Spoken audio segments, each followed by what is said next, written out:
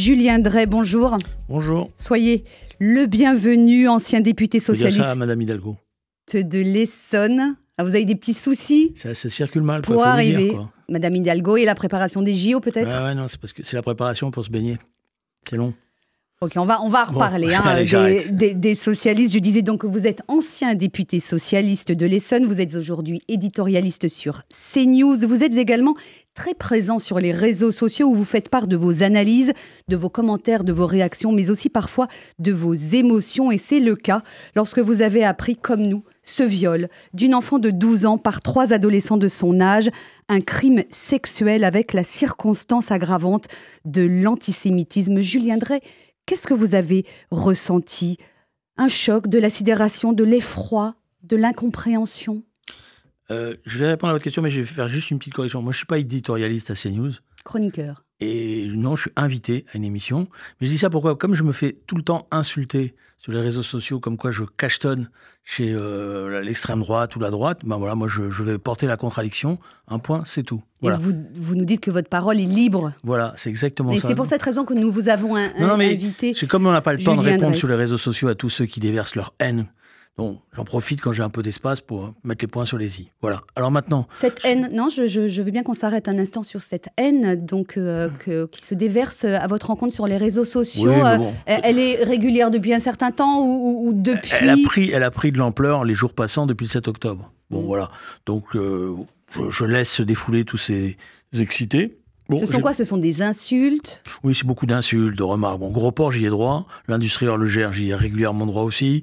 Plus des insultes, des menaces, etc. Mais c'est pas grave tout ça. Je veux dire, au regard de ceux qui... C'est pas grave des menaces, Julien Dray, aujourd'hui, dans le contexte qui est le nôtre? C'est pas grave dans le sens où ça ne m'impressionne pas. Voilà. Alors après, je sais que ceux qui ont... Moi, j'ai l'habitude, j'ai la peau tannée, comme on dit. Donc, mais je comprends bien que ceux qui n'ont pas cette expérience ou qui n'ont pas cette distance avec les événements, aujourd'hui, vivent dans l'angoisse. Et j'en ai beaucoup, y compris les proches, qui vivent dans cette angoisse.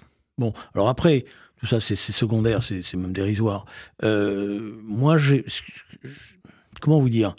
Je l'ai d'ailleurs dit sur Internet. Je m'attendais à une plus grande mobilisation de la société. Vu l'horreur de ce qui s'est passé, qui est quand même... Là, on parle du viol de cette petite fille. Ouais. Voilà. Je me disais, il va se passer quelque chose, quoi. C'est peut-être un peu le moment où toute la société va se réveiller. Alors, ils ont mis du temps, les politiques, à se réveiller, hein. J'ai pointé sur Internet, on sentait que tout le monde était gêné, comme si on voulait passer à autre chose. Vite fait, une petite condamnation, et puis on passe à autre chose. Qu'est-ce qui les gêne, selon vous? Alors que, je rappelle... C'est simple, c'est que la tension est forte dans la société, qu'on est en plus dans une période électorale, et que chacun réfléchit à faire attention, à ménager je ne sais quelle susceptibilité dans sa clientèle. Il y a une indifférence, vous diriez, aujourd'hui, de la part de l'opinion publique française face au sort de la communauté juive depuis le 7 octobre. Je parle de la France, mais je pourrais parler des communautés juives du monde entier. Moi, je pense que la France doit se rendre compte qu'elle est en train de perdre ses juifs. Parce que la question qui se pose, pas pour moi, je suis là, j'ai mes racines ici.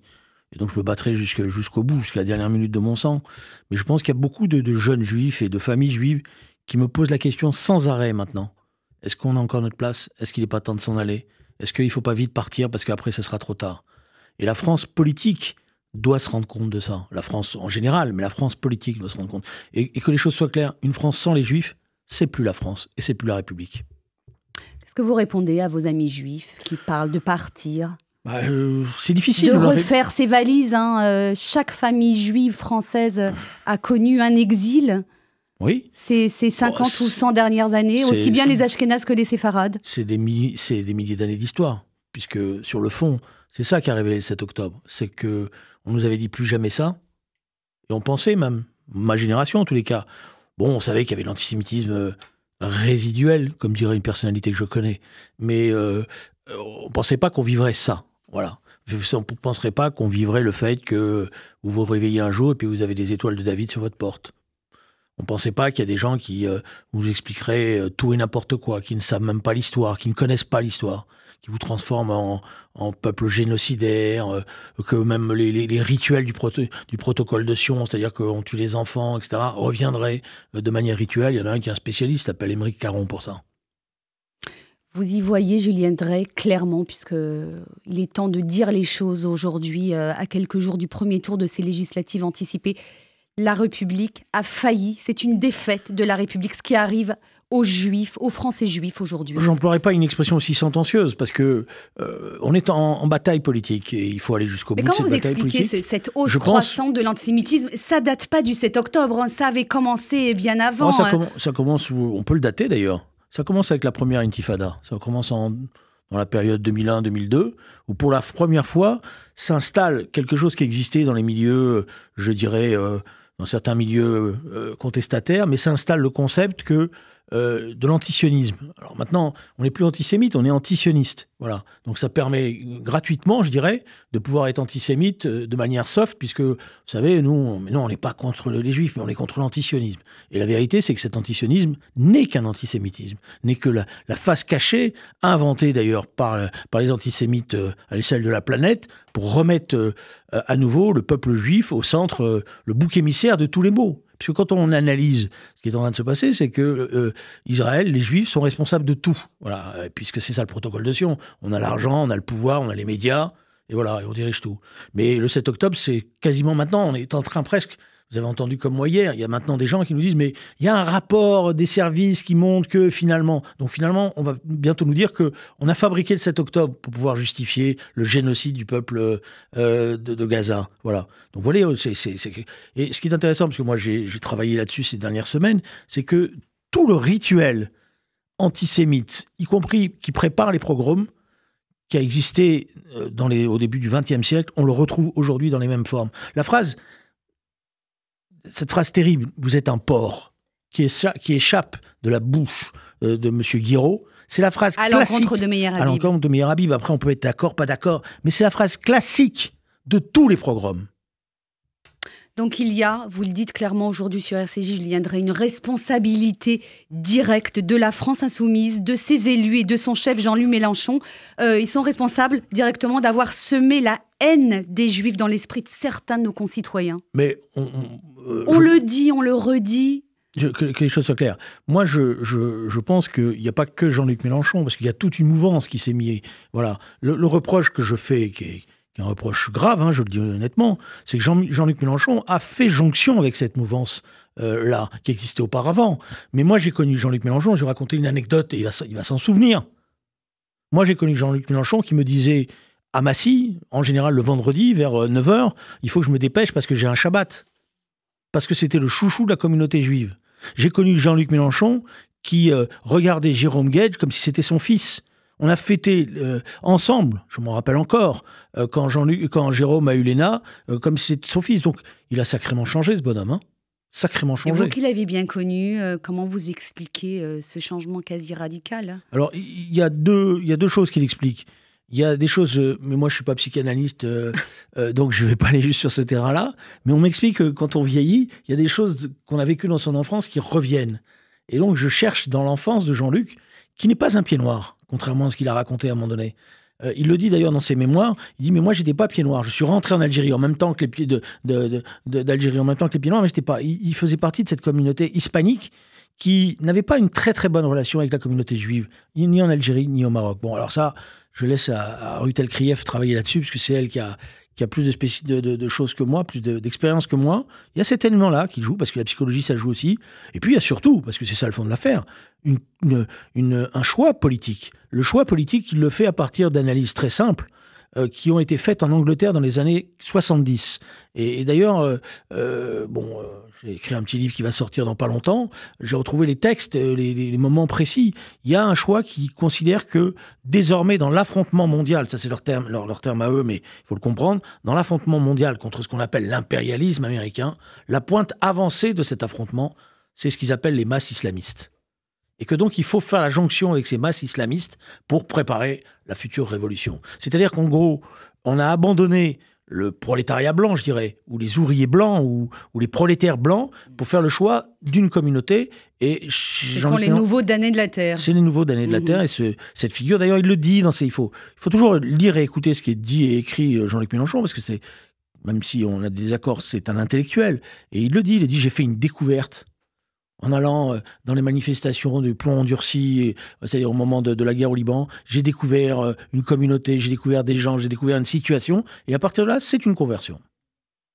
Julien Drey, ce crime sexuel de nature antisémite s'est produit à Courbevoie, hein, une ville tranquille des Hauts-de-Seine. Nous avions son maire en ligne il y a quelques instants. Le climat s'est tendu à Courbevoie depuis le début de la campagne pour les européennes et les résultats sont très élevés pour les extrêmes.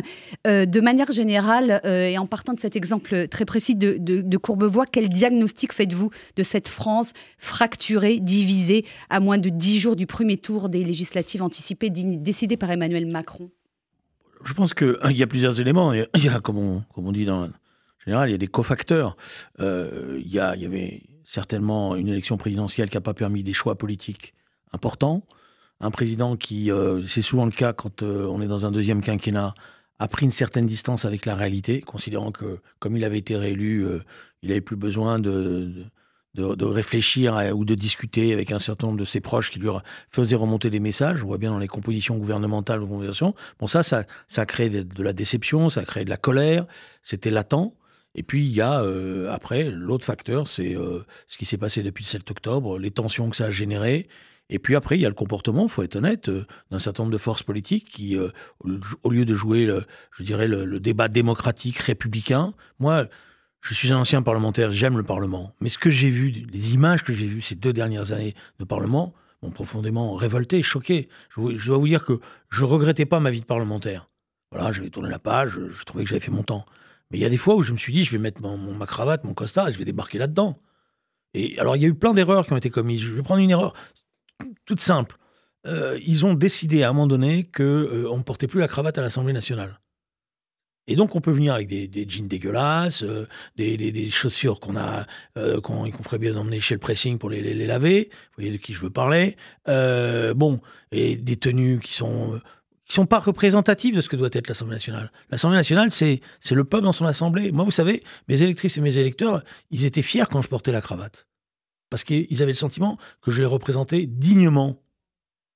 Et ils étaient attachés à cette dignité. Alors ça a commencé comme ça. Après, c'est n'importe quoi sur les procédures. C'est des comportements, j'ai jamais vu ça, des hurlements, des vociférations. Voilà. Alors moi, j'en ai fait pourtant de la bataille parlementaire, des obstructions. On a fait ça avec Pierre Mazot. Mais il y avait des choses.